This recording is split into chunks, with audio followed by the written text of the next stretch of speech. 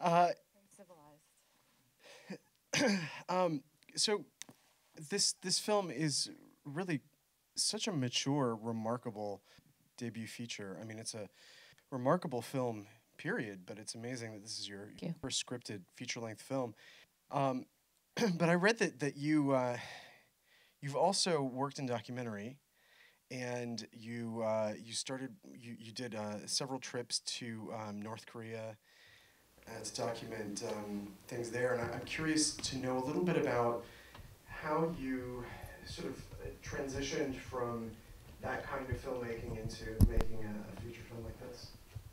I mean, I basically started making like short documentaries. I think partially because it was like you could be a one person band and just do, everything yourself. You could shoot, you can edit, and um, I think now I realize at the time, like I also didn't know anyone that was a filmmaker. I didn't understand like how you direct actors, how you would make a movie. And I think I had to start with documentary because it felt more accessible. But I only see that now, like years later, of like, oh, I think, I always wanted to be like telling stories. It just had to like sort of tiptoe my way around doing like a narrative film. But I think the documentary doing or making those docs like have really been like great training to just show you what's storytelling is storytelling no matter what. I think, and I think a lot of sort of this line between fact and fiction is like also from a lot of things, but maybe in a way started with like making documentaries and what is the objective truth and Well, tell us about the inspiration for this story, um, because it's very it's a very intense uh, depiction of someone who's suffering obviously from some kind of mental illness, and the story itself is very emotional. I'm curious to know what drew you to those elements. I mean, initially, I just wanted to make a sort of female character that was really complicated, morally ambiguous, and, kind of felt like we have all these male characters that are like that. And, going back to like Taxi Driver and every TV show that exists is featuring like a male, antihero. So I just initially was like, I just feel like I want to make a character like that. And then I was also like really obsessed with different imposters and real life imposters and like the JT Leroy hoax and the, Rachel Dolezal. There's all these like sort of fascinating people that have been, in real life imposturing other people. And you never really know what, like it's because it's obviously not financial gain. It's like some other, like psychological reason that I just wanted to explore. And then when I was writing it, I basically like found out that my favorite writing professor was a fraud. And that he was like somebody that we all kind of worshipped at school. And, he told us that he wrote this like huge Hollywood franchise as a ghostwriter, and he was like a playwright from Ireland, and he had this like Irish accent. He looked like Jesus, and he had this long hair, and he was basically like charming, and he would like tell us like profound gems, and like you got to write what breaks your heart because what breaks your heart will mend your heart in an Irish accent. So he was like everyone's favorite writing professor, and I found out that it came out that he had basically lied to like the students and the faculty and his own family.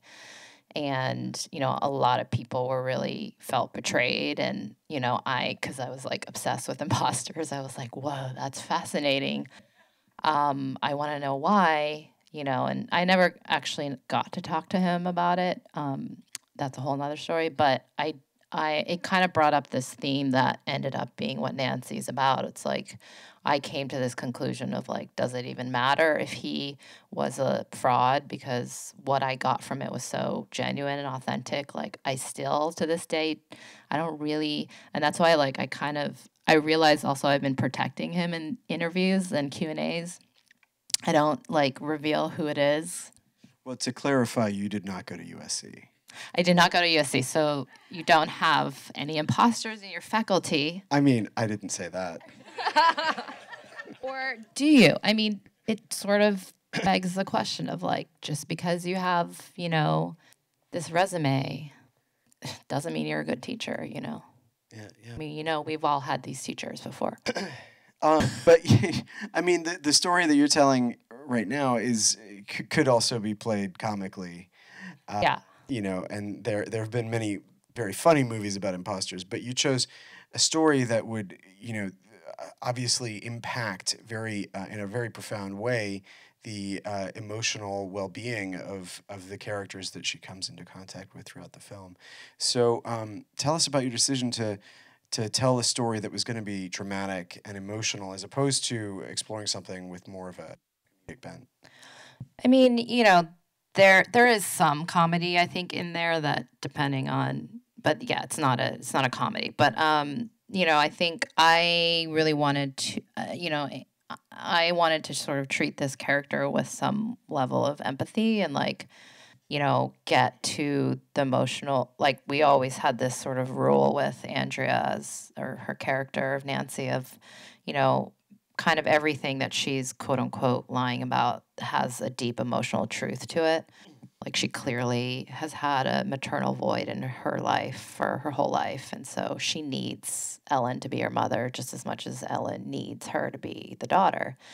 Um, and, the backstory of her, and this is not necessarily like totally said obviously, but she did lose a baby in the past, and so her sort of fiction with John Leguizamo's character has a lot of emotional truth to it, and I think I was more interested in this idea of like shared trauma and how that part was true. Like it's like this sort of pathos that she's like using this to connect with people, but I don't think she feels like she's doing anything malicious.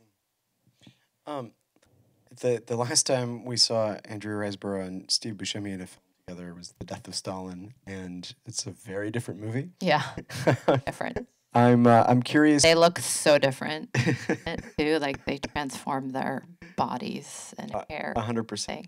Not his voice though. Yeah, I mean, he can't not sound like Steve Buscemi. So I'm curious to know if the casting came about in any way because they had a working relationship, or if they filmed that after your movie. I think they filmed Death of Stalin the summer. We shot in January of 2017, and they must have shot the summer before. And so yeah, they did one movie together, Death of Stalin, and I was thinking about that role, and I initially didn't think that he would do it. Like, so I sort of just didn't ask him right away. And then I finally just did it, and he said yes. It was very immediate. And I think it helped that him and Andrea had a rapport. And she's also like actors bait. Like people really want to work with her, and she has a lot of actors respect her. So Yeah, it certainly seems that way. yeah. Well, tell us about casting her. What was the process to find to find your lead? She was attached for at least 3.5 years or maybe more. I was being sent a lot of names and like big names, and I just like I didn't really know who she was, and I looked at her. I just watched a bunch of movies that she was in and was sort of blown away that she was like Margaret Thatcher in one movie, and then IRA spy, and she completely transforms in every character, and it's like kind of unbelievable. And so, but I picked her because she was just the best actress. I thought she was like the most brilliant actress, like despite the chameleon thing that she does. But now, in retrospect, I feel like that kind of actress is the perfect person to play a sort of imposter character. 'Cause she's so that's what she does for a living in a way. Like she is inhabiting another character like every, you know, month or two. She's like doing a new movie, doing a new. So in a way, it's like kind of perfect that it was her. When you say that you were being sent big, this list of names, tell us a little bit about the process by which you got this put into production. And who was it that was sending you these names? Was it casting directors, the financer? Yeah. Is everyone in the film school, or is it kind of I mean, mixed? even if they're not, there's a very high level of understanding about that. Got it. Okay. Yeah, I mean, I had producers and I had a, casting director who, and you may know this process, like they sometimes send you the list. Sometimes the covering agent, the agencies send you their list of clients that they would like for you to consider. And then sometimes, like, within the agencies, like if, the script catches someone's agent's desk or whatever, and they like it, they might pitch directly, like, we really think that this, through your casting director. But ultimately, yeah, a lot of it was through, I mean, and Dad was attached early on through that process. And then, John Leguizamo was someone that Andrea worked with on Bloodline. So, yeah. Yeah. So they had a rapport. It's funny, I remember when John Leguizamo was a comedian, but he does so much great dramatic work. Yeah. I'm curious to know, like working with him, getting a sense of the sort of like the things that he looks for as an actor, because really, I mean, the past 10 years, his most significant work has been very dramatic.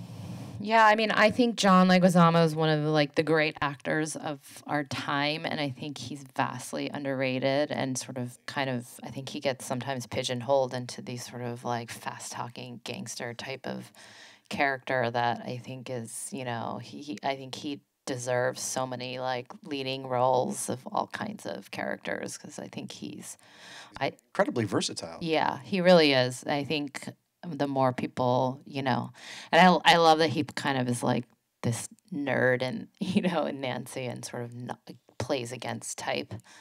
But yeah, I think he should, as all of them, I think, are kind of great character actors. So So you took the script to the Sundance Lab, is that right? we took the edit to the edit lab that Sundance Lab has, and so we basically went through a week-long process of like sitting down with like a Oscar nominated, or basically an Oscar-winning editor, who gave us notes, and then we would show it to a bunch of people and get feedback. What were the key takeaways that actually helped with the movie? At the edit lab, or it was, we had come in with like a rough cut of like the script. It was basically the cut that was what was in the order of the script. And then, after we had gotten sort of feedback on that version, we did a totally different version where like she basically didn't have the scene with John, and like she's a much more innocent character going into Leo and Ellen's house, which worked in its own way. But I think ultimately I realized that then you sort of leave out the moral ambiguity, complexity part of her character, and felt like that was missing. But yeah, I mean, it's a lot of sort of like it's like a test audience in a safe space. It's like you try things, and you've been editing for a while, and you don't know what's working, what's not, and those things are always like really useful, I think. This obviously being a film with very unusual subject matter, I'm curious to know your strategy for how you went about financing it. Yeah, financing was not easy. I mean, I think with any first film and independent film, and uh, it was mostly Andrea was attached early on, and it was also like a female character and like somewhat dark of a story, and so yeah, it was definitely not easy. We we definitely tried, it kind of came together and fell apart a couple times. And that's sort of normal in retrospect, but like when it's happening, doesn't feel great when you're like 2 weeks out and everything falls apart. But it is pretty normal for first feature or even any sort of indie film, you know? Was there a particular model for raising the financing that you think finally sort of worked? I mean, it was trying a lot of different things. I had different producers at the time. I had, there's just like a lot that has to sort of click into place. And ultimately, Andrea came on as a producer eventually, and she got it to Barbara Broccoli, who, is basically like the James Bond producer. So that was sort of like kind of. If the Dana Broccoli, the Albert and Dana Broccoli Theater across the lobby. Oh, what is it called? It's the Albert and Dana Broccoli Theater. Oh, is that the It's their parents? Barbara's parents. Oh, okay. Oh, that's funny. Yeah. So that was sort of she was our first EP to come on, and our basically like an angel because she was read the script, loved the script, and loved Andrea and worked with her before, and it was ultimately very simple. It took a while to get to that point, but yeah, and and it was totally unexpected. It's not the EP that I thought was, we were sort of going after like the typical indie, super indie, But that people. really, really unexpected choice. I'm curious to know what kind of, what about this film really, stayed with her that she wanted to jump on board.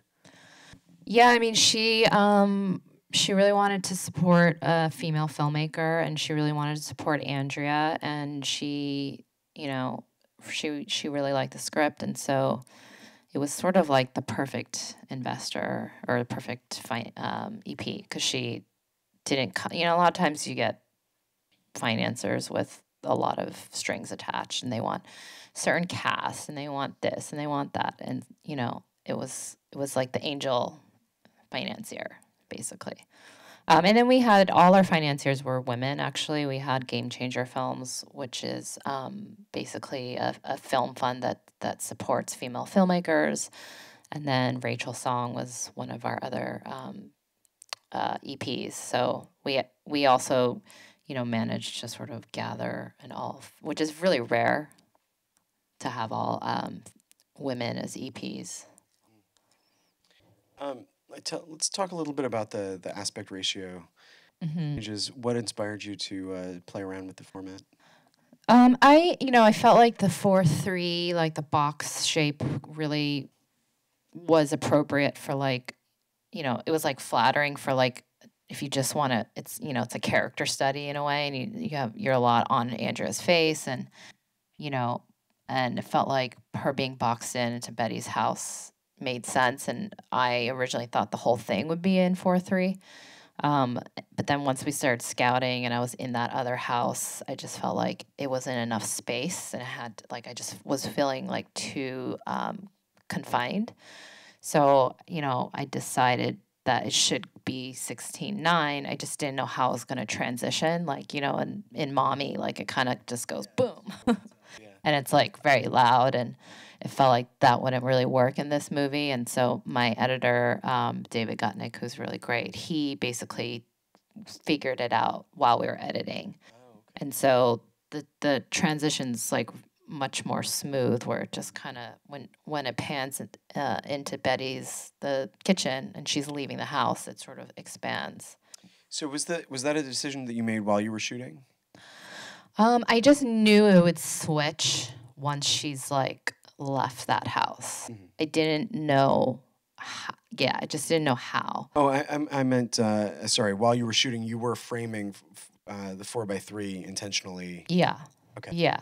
Yeah. Yeah, we knew it was going to be like Betty's house, Betty's world, all that. It's 4:3, and then once she goes, and leaves that house, it was going to be 16:9. So we definitely had to commit.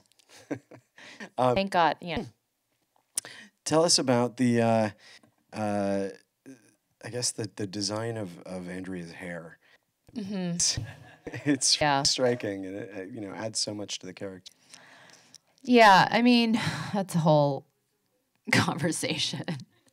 But yeah, it's not her real hair. It's like, we also just really wanted to create this character that, she's kind of like striving for. She's sort of like she can never quite get it right. You know what I mean? She's like obviously kind of off, but like, I think that the hair sort of was like initially inspired by like early Patti Smith, sort of like androgynous, and then it sort of had a life of its own.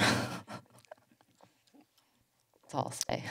Were there things about the character that you hadn't necessarily originally envisioned in your script, but that came out through the performance, or just even by working with Andrea over the years? Yeah, I mean, like definitely sort of that moment when she lifts the photo to her face. That was like not scripted to be like that. It was just like she looks at the photo and she sees, oh, kind of looks like me. But she was basically like raising it up to her face it was all performance. And it was like, I remember getting some sort of chills of like, oh, this is like the movie. That performance and what she did with the paper and like I wish the outtakes the outtakes are so great because she just, I mean, I think she's sort of like my muse as far as like actresses. Like I just think she's amazing and I can watch her, and I told my casting director, I was like, I want to cast someone I can watch like read a phone book, like just do nothing, and I'm like fascinated by, and I think that's something is very rare. You can't really teach that. I want to take audience questions, but just one last thing. I wanted to ask about the ending, because in a film like this, there isn't necessarily an obvious ending, and you have to make a decision. There's a variety of avenues you could go down. It seems like, there is a moment there where the mother is sort of implying, I know what's up, and it doesn't matter because I want you in my life. There's obviously potential for grand drama with a situation like that when the reveal happens, but it ends with a much sort of softer note. And I'm curious if you, sort of what the process was of deciding how to end the film. It was definitely like the main sort of script phase of like, okay, once we sort of decided how it was gonna, or once I decided, I don't know who's we, it's like me. Once I decided how it was gonna end, and to me it was essentially just that like, you know, uh, yeah, I mean, I basically, worked backwards from that. I felt like, Nancy ultimately accepts the truth and she leaves. And, Ellen, knows that it's not her daughter, but she accepts her anyway. And so, these were the truths that I sort of felt like they were both going to end on. And I sort of worked backwards in a way, and so once that was sort of like, and it's sort of like that theme that I'm talking about with my professor of like, does it matter if it's true or if it's not true, if, what you feel is authentic. And, you know, that,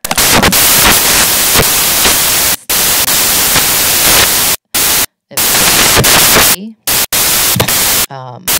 and I think it's figuring out what it means. People will project things into the ending and a little bit different. And I don't really, I'm not interested in like reading a book. Nancy's just not like this. It's sort of more about free of truth, So.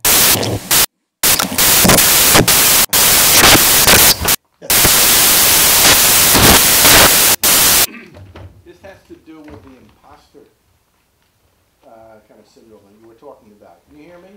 Yeah. Okay. I'm going to ask a really stupid question. Does she, Nancy, at any point believe that this may in fact be her mother and this Steve Buscemi may be her father? I think she had a conversation with her mother early on that might have led her to believe that she wasn't her mother really. Or was this all part of another imposter thing? Because she had the imposter thing going on with the young fellow, of course, the Guzman, right? Was she acting out an imposter thing from the very beginning? Because if she did, there were two things. Number one, she went looking for her birth certificate. Mm-hmm. And number two was the issue of the treehouse. Right. Which both of these things point to somebody who is, one, am I this person? Two, I remember this. So what's going on there? That's what I wanted to ask you. Did you change course at any point?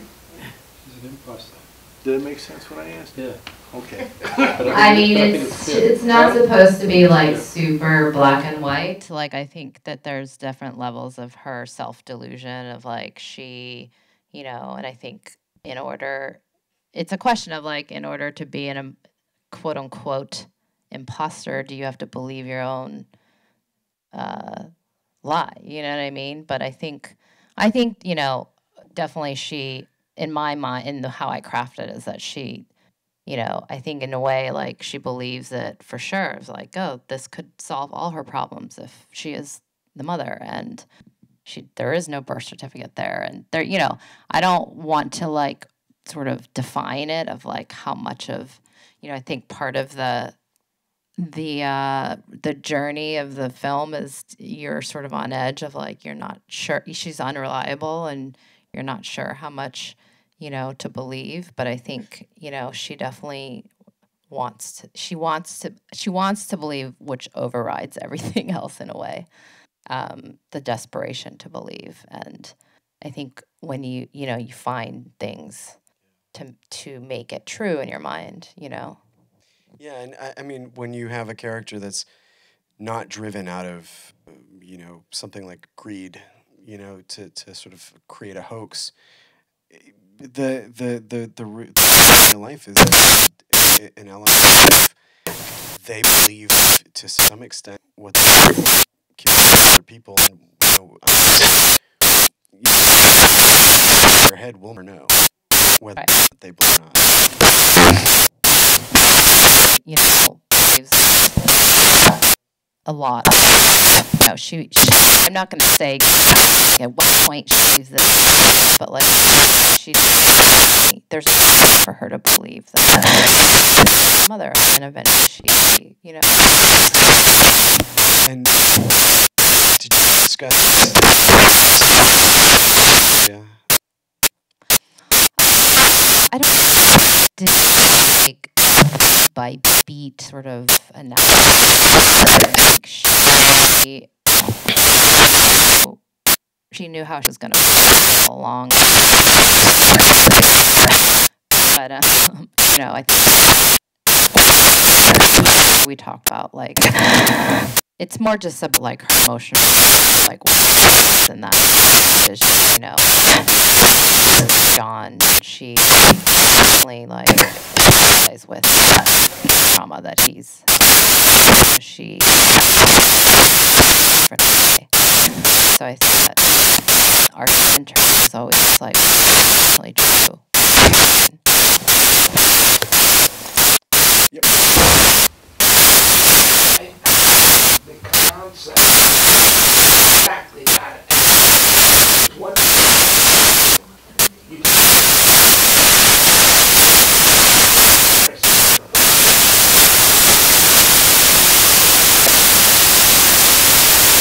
as he gets up involved. Yeah.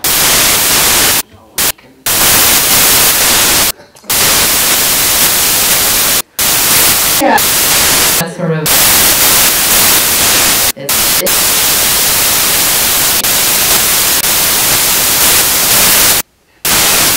it's again kind of accepting the otherness that you're very absorbed throughout the entire time. Finally,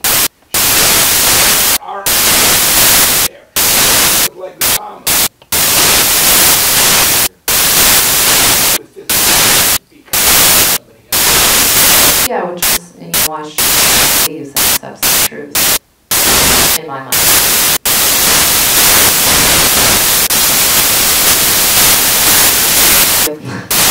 For it's truly remarkable. Someone who I personally had a need, and that's because myself. I had the need, well, from such a mother, pretty high functioning for that kind of a mother. A glimmer, a that you see mother. I needed to find the truth. You mean Ellen and Nancy with other gifts, right? You know. Everybody else did. It was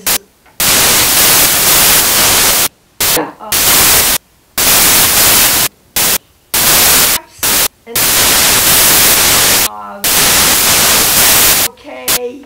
I just by this desperately to be forgiven for that. I'm sorry you. This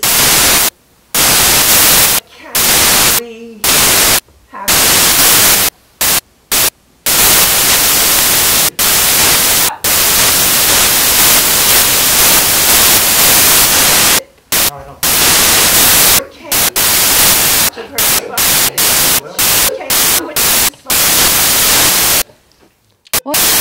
you maybe shouldn't think of these things as she's driving. She's having this thoughts, but I accept the need. I think it's like out of the character. Did she wind up returning for her job at the dentist? I think there's a need for Nancy Part 2. I'm getting The need for like fan fiction stories. What do you think? That's what's more important. I would think yes. She, I think she, cured herself of her pathological Lyme, which was throughout the whole film. That's interesting. That's an interesting thing. I mean, because I would assume that there has to be some sort of medication and therapy involved to move on from this kind of, sorry. Do you, how would you define her outcome in terms of like where she's at with her disorder or whatever's compelling her to do this? Her outcome after the film is over, or at the very end? No, in the final scene, she's in the car. I mean, I think that she's accepted the truth and that she's like decided she doesn't want to inflict any more pain onto this family, and that she's, chosen to walk away.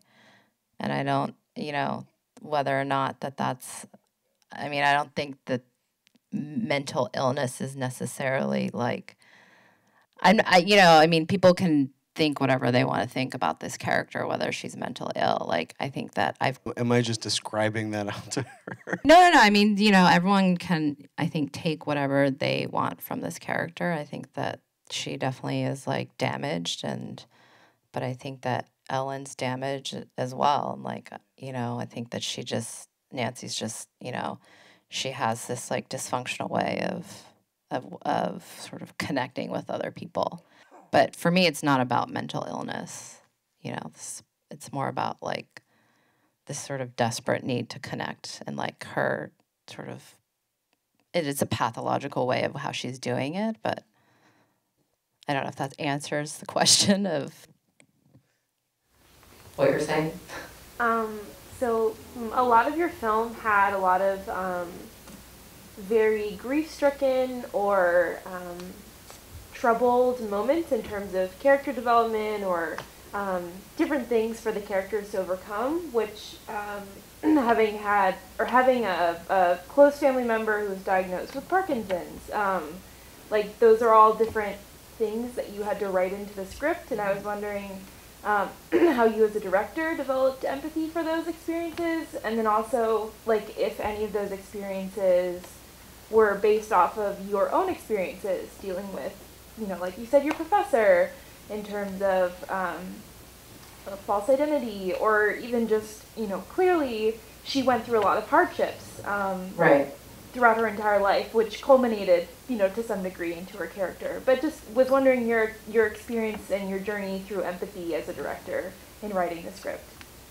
I mean, I was sort of one of the sort of stories or imposter stories that I was inspired by was the whole J.T. Leroy hoax, which is, people don't know, it's this woman who, or, everyone thought it was like this 15-year-old like boy who was hustling on the street and wrote these books that people thought were memoirs, but they were actually labeled as fiction.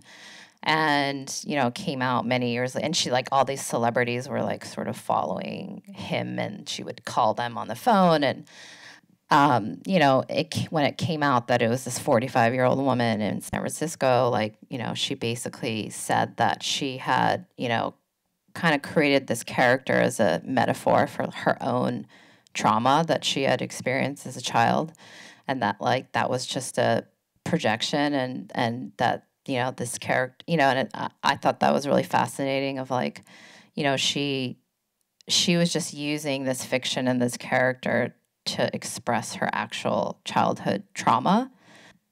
And like, to me, that's kind of what art is in a way, or storytelling. And, I always felt like, Nancy, in order to like empathize with her, and obviously some people empathize her more or less, in different degrees, but in order to have any empathy for her, I felt like she had to sort of things that were really true that you knew by watching her characters, that she was obviously like, did not have like a great mother and had trauma in her life. And so that part, is true, and sort of, I think that complicates this character that, she's creating these fictions, but what's true is that she is like, damaged and has had this real trauma.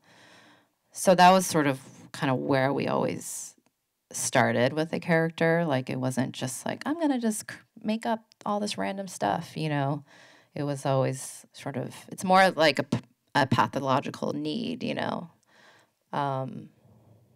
Yeah. Oh, yes. Congrats. I enjoyed the film.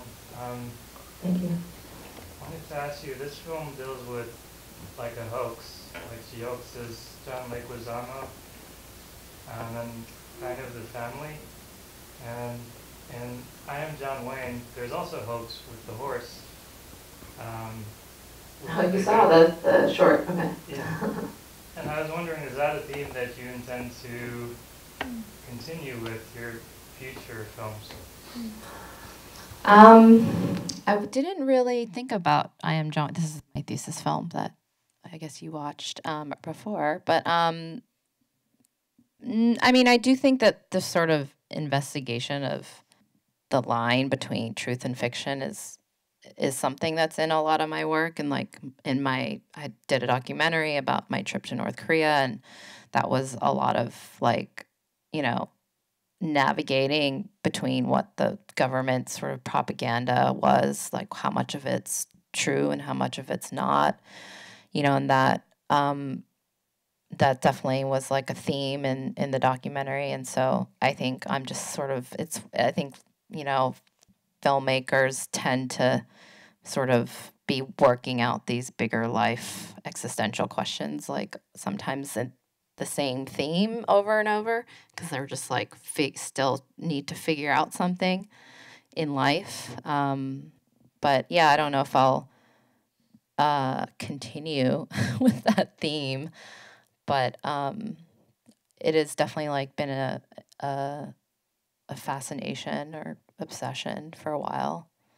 But yeah, I don't know what the next thing will be. Yes. Yes, I really thought you did a fantastic job. I mean, no gimmicks. The tone of the movie was consistent, and I thought the couple, they were married like over 35 years, and they really were so realistic. They had that lived-in marriage look. I mean, they were so authentic. And I do plan to come over to the New Art, and I definitely this weekend. Oh, cool! Yeah, tomorrow the film opens at the New Art. Barry Jenkins, who directed Moonlight, will moderate, and then Mark Romanek on Saturday. Yeah. Yeah, it deserves to have a good audience. Oh, thank you. Was there a question, or you were just? Well, I mean the fact that a lot of times you see a married couple, and Right. it just seem like two actors thrown together. But Yeah. they seem so organic in their role. Yeah. It felt like they had a long-term, stable relationship. That's Yeah. like the tragedy. Yeah, I mean, they're like, some of the best actors that I could have gotten. But they definitely worked together prior to the shoot. They definitely they talked to a therapist and sort of talked about what I think like what would look like for a couple to go through something like that over, because, statistically, I think, couples that have missing children usually don't last that long. They usually split up. And so I think they were all there. They wanted to sort of also figure out like, well, what would keep us together this long, and I also like gave him like a big backstory of like a map of what their last 25 years, 30 years look like, and the main thing that was different was that the way that they were sort of dealing with their grief. Steve Buscemi's character, I think sort of wanted to sort of have closure a lot sooner than Ellen did, and I think that was the source of a lot of their friction over the years, because she was sort of the one, I'm always gonna like keep the hope alive, to the point of maybe delusion, just as much as Nancy is delusional. Well, I really hope you have a great run at the New Art. Oh, thank you. Yeah, tell your friends if you like it to come. It's out. Is it a 1 week engagement? I think it is. And then, if, like, it's all about opening weekend. So, and then we will expand to, like, the Lemley in Pasadena. And then there's another one, I think, in Lemley, Encino, I think. And then it'll go to, like, 15 other cities. But, yeah, this is, like, the weekend that, matters. Yeah, LA, New Art, and then New York will be Landmark 57th and Cinema Village. And Steve Buscemi and Leguizamo will be at the New York Landmark. So if you have friends in New York, tell them to go there. And what? Yeah, I can give you his address too. I'm sure he'll love that. I can't wait to see your next film. Oh, thank you. I'm so impressed by this movie. Thank you so much for coming out and joining us tonight. Thanks for having me.